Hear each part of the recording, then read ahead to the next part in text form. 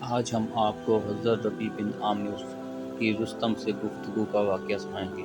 حضرت خالد بن ولید رضی اللہ تعالیٰ عنہ کی امارت و سرکردگی میں ایک لشکر ایرانیوں سے مقابلے کے لیے گیا۔ ایرانی لشکر کا سپہ سالار مشہور زمانہ پہلوان و بہادر رستم تھا۔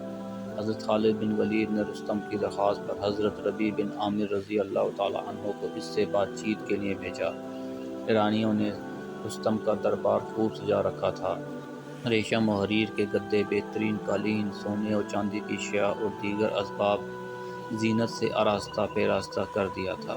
حضرت ربیع بن عامر رضی اللہ تعالیٰ عنہ گھوڑے پر سوار، ہتھیارات سے لیس، پھٹے پرانے کپڑوں میں ملبوس، اس شان کے ساتھ رستم کے دربار میں پہنچے کہ ننگی تلوار آپ کے ہاتھ میں تھی۔ دربار میں رستم کا فرش بچھا ہوا تھا۔ آپ گھوڑے کو اسی پر چلاتے ہوئے اندر جانے لگے۔ رستم پہلوان کے آدمیوں نے ان کو روکا اور ان سے کہا کہ کم سے کم تلوار تو زیر نیام کر لیں۔ حضرت ربیع بن عامر رضی اللہ تعالیٰ عنہ نے فرمایا کہ میں تمہاری دعوت پر آیا ہوں، میری مرضی اور خواہش سے نہیں۔ اگر تم اسی طرح آنے نہ دو گے تو میں لوٹ جاؤں گا۔ جب رستم نے یہ دیکھا تو اپنے لوگوں سے کہا ان کو اسی حالت میں آنے دو۔ چنانچہ آپ اسی شان کے ساتھ رستم کے پاس پہنچے اور فرش جگہ جگہ سے تلوار کی نوک کی زد میں آ کر پھٹ گیا تھا۔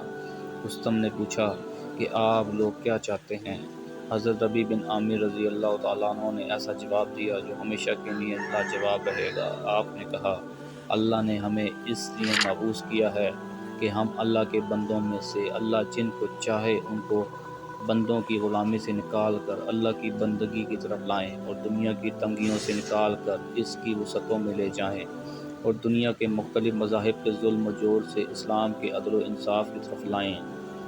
اس واقعے سے اسلامی معاشرے کے افراد کے مظاہر کائنات سے دنیا کی دل فریبیوں سے اور مادی طاقتوں سے بے رغبتی اور بے خوفی کا عظیم الشان مظاہرہ ہو رہا ہے۔ یہی چیز اسلامی معاشرے کو کفر و شرک سے نکالتی ہے اور شیطانی اور طاغوتی قوتوں کے مقابلے میں روحانی اور ایمانی طاقت بخشتی ہے۔